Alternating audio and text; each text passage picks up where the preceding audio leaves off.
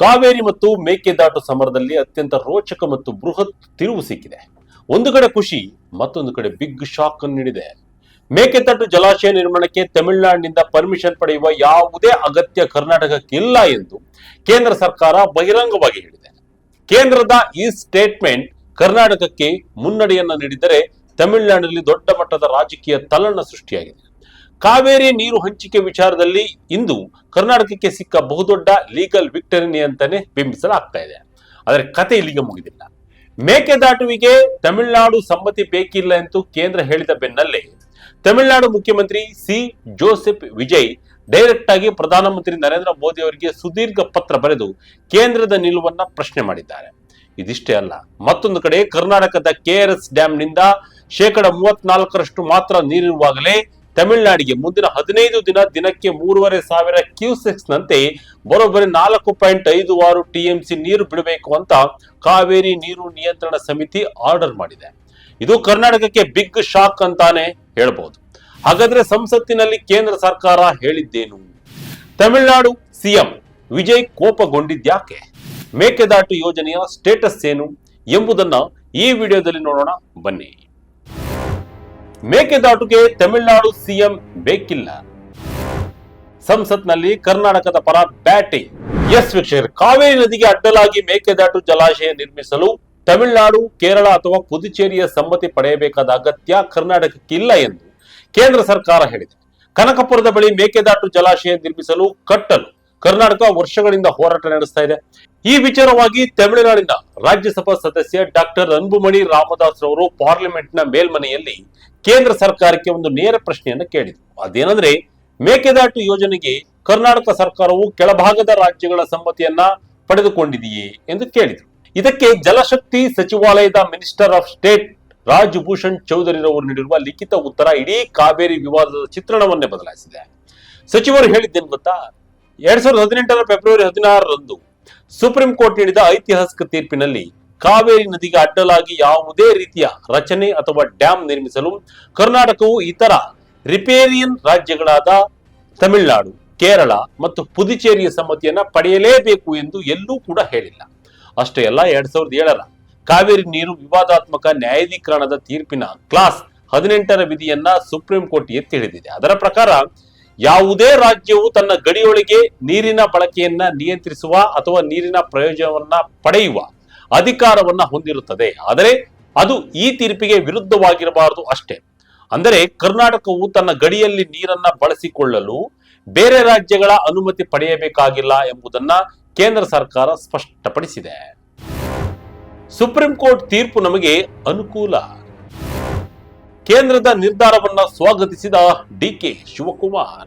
ಕೇಂದ್ರ ಸರ್ಕಾರದ ಈ ಸ್ಪಷ್ಟನೆಯನ್ನ ರಾಜ್ಯದ ಮುಖ್ಯಮಂತ್ರಿ ಡಿಕೆ ಶಿವಕುಮಾರ್ ಅವರು ತಕ್ಷಣವೇ ಸ್ವಾಗತಿಸಿದ್ದಾರೆ.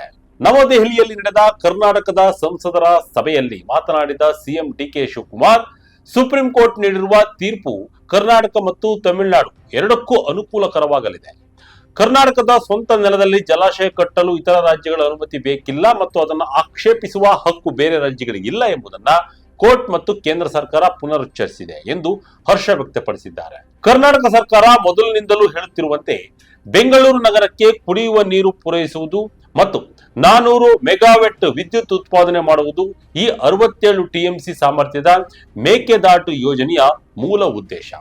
ಬರಗಾಲದ ವರ್ಷಗಳಲ್ಲಿ ತಮಿಳುನಾಡಿಗೆ ನಿಯಮಿತವಾಗಿ ನೀರು ಹರಿಸಲು ಈ ಜಲಾಶಯ ನೆರವಾಗಲಿದೆಯೇ ಹೊರತು ತಮಿಳುನಾಡಿಗೆ ಸಿಗಬೇಕಾದ 177 TMC ನೀರಿಗೆ ಯಾವುದೇ ಧಕ್ಕೆಯಾಗುವುದಿಲ್ಲ ಎಂದು ಕರ್ನಾಟಕ ಸ್ಪಷ್ಟಪಡಿಸಿದೆ.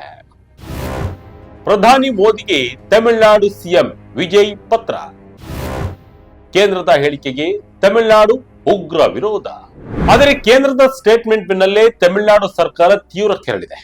ಕೇಂದ್ರ ಸಚಿವರ ಹೇಳಿಕೆ ಹೊರಬಿದ್ದ ಬೆನ್ನಲ್ಲೇ ತಮಿಳುನಾಡು ಮುಖ್ಯಮಂತ್ರಿ ಸಿ ಜೋಸೆಫ್ ವಿಜಯ್ ರವರು ನೇರವಾಗಿ ಪ್ರಧಾನಮಂತ್ರಿ ನರೇಂದ್ರ ಮೋದಿ ಅವರಿಗೆ ಸುದೀರ್ಘ ಪತ್ರ ಬರೆದು ತಮ್ಮ ತೀವ್ರ ವಿರೋಧವನ್ನ ದಾಖಲಿಸಿದ್ದಾರೆ. ಕೇಂದ್ರ ಜಲಶಕ್ತಿ ರಾಜ್ಯ ಸಚಿವರು ರಾಜ್ಯಸಭೆಯಲ್ಲಿ ನೀಡಿರುವ ಉತ್ತರವು ಕಾನೂನಾತ್ಮಕ ಸ್ಥಿತಿ ಮತ್ತು ಕೆಳರಾಜ್ಯದ ಹಕ್ಕುಗಳನ್ನ ಪರಿಗಣಿಸದೆ ನೀಡಿರುವ ಅತ್ಯಂತ ನಿರಾಶಾದಾಯಕ ಹೇಳಿಕೆಯಾಗಿದೆ ಎಂದು ವಿಜಯ್ ಪತ್ರದಲ್ಲಿ ಕಿಡಿಕಾರಿದ್ದಾರೆ. ತಮ್ಮ ವಾದಕ್ಕೆ ಬೆಂಬಲವಾಗಿ ಸಿಎಂ ವಿಜಯ್ ರವರು ಕರ್ನಾಟಕ ಮತ್ತು ಆಂಧ್ರಪ್ರದೇಶ ನಡುವಿನ ಆಲಮಟ್ಟಿ ಡ್ಯಾಂ ವಿವಾದದ ಸುಪ್ರೀಂ ಕೋರ್ಟ್ ತೀರ್ಪನ್ನ ಉಲ್ಲೇಖಿಸಿದ್ದಾರೆ. ಆಲಮಟ್ಟಿ ಪ್ರಕರಣದಲ್ಲಿ ಕೆಳ ರಾಜ್ಯಗಳ ಸಮ್ಮತಿ ಮತ್ತು ಕೇಂದ್ರದ ಅನುಮೋದನೆ ಇಲ್ಲದೆ ಕರ್ನಾಟಕ ಎತ್ತರ ಹೆಚ್ಚಿಸುವಂತಿಲ್ಲ ಎಂದು ಕೋರ್ಟ್ ಹೇಳಿತ್ತು ಎಂಬುದನ್ನು ನೆನಪಿಸಿದ್ದಾರೆ. ಅಷ್ಟೇ ಅಲ್ಲ, CWDT ತೀರ್ಪಿನ ಕ್ಲಾಸ್ 11, ಕ್ಲಾಸ್ 18 ಮತ್ತು ಕ್ಲಾಸ್ 20 ಅನ್ನು ಉಲ್ಲೇಖಿಸಿರುವ ವಿಜಯ್, ಕೇರಳದ ಪಂಬಾರ್ ಹೈಡ್ರೋ ಎಲೆಕ್ಟ್ರಿಕ್ ಪ್ರಾಜೆಕ್ಟ್ ನಲ್ಲಿಯೂ ಕೆಳ ರಾಜ್ಯಗಳ ಜೊತೆ ಒಪ್ಪಂದ ಮಾಡಿಕೊಳ್ಳಲು ಸೂಚಿಸಲಾಗಿತ್ತು. ಹಾಗಾಗಿ ಮೇಕೆದಾಟು ಯೋಜನೆಯನ್ನ ಕೇವಲ ಒಂದು ಇಂಜಿನಿಯರಿಂಗ್ ಪ್ರಪೋಸಲ್ ಆಗಿ ನೋಡಲು ಸಾಧ್ಯವಿಲ್ಲ. ಇದು ಕಾವೇರಿ ನೀರು ಹಂಚಿಕೆಯ ನಿಯಂತ್ರಿತ ಹರಿವಿನ ಮೇಲೆ ಪರಿಣಾಮ ಬೀರಲಿದೆ ಎಂದು ಪ್ರಧಾನಿ ಮೋದಿಯವರಿಗೆ ಬರೆದ ಪತ್ರದಲ್ಲಿ ಪ್ರತಿಪಾದಿಸಿದ್ದಾರೆ.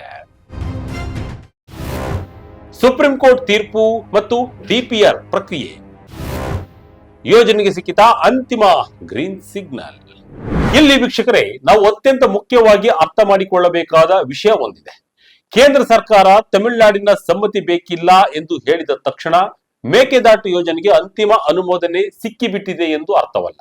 2025 ನವೆಂಬರ್ನಲ್ಲಿ ಸುಪ್ರೀಂ ಕೋರ್ಟ್ ಮೇಕೆದಾಟು ಯೋಜನೆ ವಿರುದ್ಧ ತಮಿಳುನಾಡು ಸಲ್ಲಿಸಿದ ಅರ್ಜಿಯನ್ನ ಅಕಾಲಿಕ ಎಂದು ಹೇಳಿ ವಜಾಗೊಳಿಸಿತ್ತು. ಸುಪ್ರೀಂ ಕೋರ್ಟ್ ಏನ್ ಹೇಳಿತ್ತಂದ್ರೆ, ಕೇಂದ್ರ ಜಲ ಆಯೋಗ ನೀಡಿದ DPR ತಯಾರಿಕೆಯ ಅನುಮತಿಯು ಆರಂಭಿಕ ಹಂತ ಮಾತ್ರ, ಅಂತಿಮ ಅನುಮತಿ ಅಲ್ಲ. ಈ ಯೋಜನೆಗೆ CWRC ಮತ್ತು CWMA ಅಂದರೆ ಕಾವೇರಿ ನೀರು ನಿರ್ವಹಣಾ ಪ್ರಾಧಿಕಾರಗಳಂತಹ ತಜ್ಞ ಸಂಸ್ಥೆಗಳು ತಾಂತ್ರಿಕ ಪರಿಶೀಲನೆ ನಡೆಸಬೇಕು. ತಮಿಳುನಾಡಿನ ಆಕ್ಷೇಪಣೆಗಳನ್ನ ಆ ವೇದಿಕೆಯಲ್ಲಿ ಆಲಿಸಬೇಕು ಎಂದು ಕೋರ್ಟ್ ಕೂಡ ಹೇಳಿತ್ತು. ಪ್ರಸ್ತುತ ಕರ್ನಾಟಕದ 2019ರಲ್ಲಿ ಸಲ್ಲಿಸಿದ DPR ಅನ್ನ ಕೇಂದ್ರ ಜಲ ಆಯೋಗವು ಪುನಃ ಪರಿಶೀಲನೆಗಾಗಿ ಕರ್ನಾಟಕಕ್ಕೆ ವಾಪಸ್ ಕಳಿಸಿದೆ. ಕಾವೇರಿ ನ್ಯಾಯಾಧೀಕರಣದ ತೀರ್ಪು ಮತ್ತು ಪ್ರಸ್ತುತ CWC ಮಾರ್ಗಸೂಚಿಗಳಿಗೆ ಅನುಗುಣವಾಗಿ ಪರಿಷ್ಕೃತ DPR ಅನ್ನ ಸಲ್ಲಿಸುವಂತೆ ಸೂಚಿಸಲಾಗಿದೆ.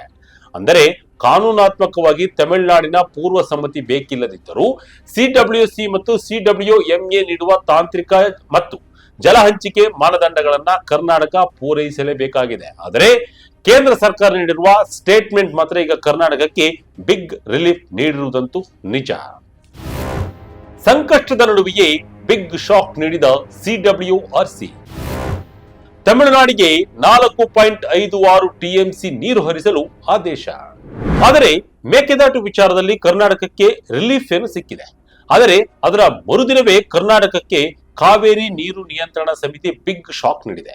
ಎಸ್, ಇಷ್ಟೆಲ್ಲ ಲೀಗಲ್ ಅಪ್ಡೇಟ್ಗಳ ಬೆನ್ನಲ್ಲೇ ಕಾವೇರಿ ನೀರು ನಿಯಂತ್ರಣ ಸಮಿತಿ ಕರ್ನಾಟಕಕ್ಕೆ ಮತ್ತೊಂದು ಆಘಾತಕಾರಿ ಆದೇಶವನ್ನು ನೀಡಿದೆ.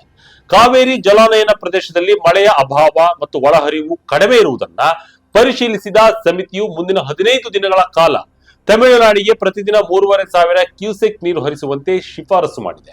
ಅಂದರೆ ಮುಂದಿನ ಅರ್ಧ ತಿಂಗಳಲ್ಲಿ ಕರ್ನಾಟಕವು ತಮಿಳುನಾಡಿಗೆ ಒಟ್ಟು 4.56 TMC ನೀರನ್ನು ಹರಿಸಬೇಕಾಗಿದೆ.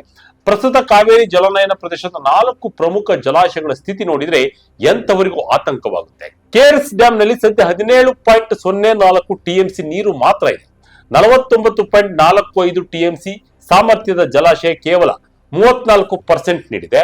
ಕಳೆದ ವರ್ಷ ಇದೇ ಸಮಯದಲ್ಲಿ KRS ನಲ್ಲಿ 47.79 TMC ನೀರಿತ್ತು. ಇನ್ನು ಒಟ್ಟಾರೆ ಕಾವೇರಿ ಬೇಸಿನ್ನ 4 ಡ್ಯಾಂಗಳಲ್ಲಿ 114.57 TMC ಸಾಮರ್ಥ್ಯದ ಪೈಕಿ ಈಗ ಇರುವುದು ಕೇವಲ 63.23 TMC ನೀರು ಮಾತ್ರ.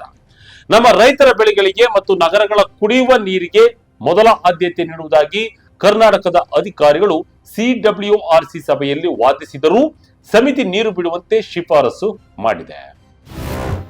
CWRC ಶಿಫಾರಸು ಪ್ರಶ್ನಿಸಲು ಕರ್ನಾಟಕ ನಿರ್ಧಾರ. CWMA ಮೇಲ್ಮನವಿಗೆ CM ಸಿದ್ಧತೆ. CWRC ನೀಡಿರುವ ಈ 4.56 TMC ನೀರು ಬಿಡುವ ಶಿಫಾರಸನ್ನ ಪ್ರಶ್ನಿಸಿ ಕಾವೇರಿ ನೀರು ನಿರ್ವಹಣಾ ಪ್ರಾಧಿಕಾರಕ್ಕೆ ಮೇಲ್ಮನವಿ ಸಲ್ಲಿಸಲು ಕರ್ನಾಟಕ ಸರ್ಕಾರ ನಿರ್ಧರಿಸಿದೆ. ಈ ಕುರಿತು ಮಾಹಿತಿ ನೀಡಿರುವ ಸಚಿವ ರಾಮಲಿಂಗ ರೆಡ್ಡಿರವರು CM DK ಶಿವಕುಮಾರ್ ಅವರು ಕಾನೂನು ತಜ್ಞರು ಮತ್ತು ಜಲ ಸಂಪನ್ಮೂಲ ಇಲಾಖೆಯ ಉನ್ನತ ಅಧಿಕಾರಿಗಳೊಂದಿಗೆ ತುರ್ತು ಸಮಾಲೋಚನೆ ನಡೆಸಲಿದ್ದಾರೆ ಎಂದಿದ್ದಾರೆ. ಆದರೆ ನೆನಪಿಡಿ, ಕಾವೇರಿ ನೀರು ನಿರ್ವಹಣಾ ಪ್ರಾಧಿಕಾರ ತೆಗೆದುಕೊಳ್ಳುವ ತೀರ್ಮಾನವೇ ಅಂತಿಮವಾಗಿರುತ್ತದೆ. ಒಂದು ವೇಳೆ ಪ್ರಾಧಿಕಾರವು CWRC ಶಿಫಾರಸನ್ನ ಎತ್ತಿ ಹಿಡಿದರೆ ಕರ್ನಾಟಕ ನೀರು ಹರಿಸಲೇಬೇಕಾದ ಧರ್ಮ ಸಂಕಟಕ್ಕೆ ಸಿಲುಕಿದೆ. ಇದರ ನಡುವೆ ಆಗಸ್ಟ್ 23ರಂದು ತಮಿಳುನಾಡು CM C ಜೋಸೆಫ್ ವಿಜಯ್ ರವರು ಬೆಂಗಳೂರಿಗೆ ಬರಲಿದ್ದಾರೆ ಎಂದು ಹೇಳಲಾಗ್ತಾ ಇದೆ. CM DK ಶಿವಕುಮಾರ್ ಕೂಡ ಈ ಬಗ್ಗೆ ಸಂಸದರಿಗೆ ಮಾಹಿತಿ ನೀಡಿದ್ದು, ಮೇಕೆದಾಟು ಹಾಗೂ ಕಾವೇರಿ ನೀರಿನ ಹಂಚಿಕೆ ಬಗ್ಗೆ DK ಶಿವಕುಮಾರ್ ಜೊತೆ ವಿಜಯ್ ಮಾತುಕತೆ ನಡೆಸಲಿದ್ದಾರೆ ಎಂದು ಹೇಳಲಾಗಿದೆ. ಈ ಸಭೆಯಲ್ಲಿ ಏನೇನಾಗುತ್ತೋ ಈಗ ಕಾದ್ ನೋಡಬೇಕಿದೆ.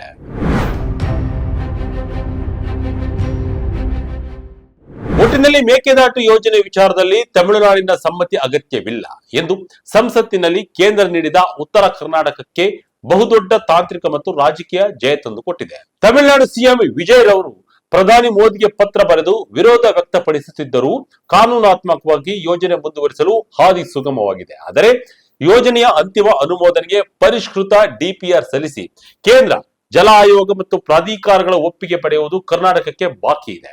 ಇದರ ಜೊತೆಗೆ ಪ್ರಸ್ತುತ ಕಾವೇರಿ ಜಲಾಶಯಗಳಲ್ಲಿ ನೀರಿನ ಸಂಗ್ರಹ ಕಡಿಮೆ ಇರುವಾಗ ತಮಿಳುನಾಡಿಗೆ 4.56 ಟಿಎಂಸಿ ನೀರು ಬಿಡಬೇಕೆಂಬ ಸಿಡಬ್ಲ್ಯೂಆರ್ಸಿ ಆದೇಶ ಕರ್ನಾಟಕ ಸರ್ಕಾರಕ್ಕೆ ಹೊಸ ಸವಾಲಾಗಿ ಪರಿಣಮಿಸಿದೆ. ನೋಡೋಣ ಡಿಕೆ ಶಿವಕುಮಾರ್ ನೇತೃತ್ವದ ಸರ್ಕಾರ ಏನ್ ಮಾಡ್ತದೆ ಅಂತ. ಈ ಎಲ್ಲಾ ಬೆಳವಣಿಗೆಗಳ ಬಗ್ಗೆ ತಮಗೆ ಅನಿಸಿದ್ದನ್ನ ಕಮೆಂಟ್ ಮೂಲಕ ನಿಮ್ಮ ಅಭಿಪ್ರಾಯವನ್ನ ತಿಳಿಸಿ. ಇದಾಗಿತ್ತು ಈ ಕ್ಷಣದ ಅಪ್ಡೇಟ್. ಇದೇ ರೀತಿ ಅಪ್ಡೇಟ್ಗಳಿಗಾಗಿ Vijaya Karnataka website, YouTube page, Facebook page follow ಮಾಡ್ತಾ ಇರಿ. ಧನ್ಯವಾದಗಳು.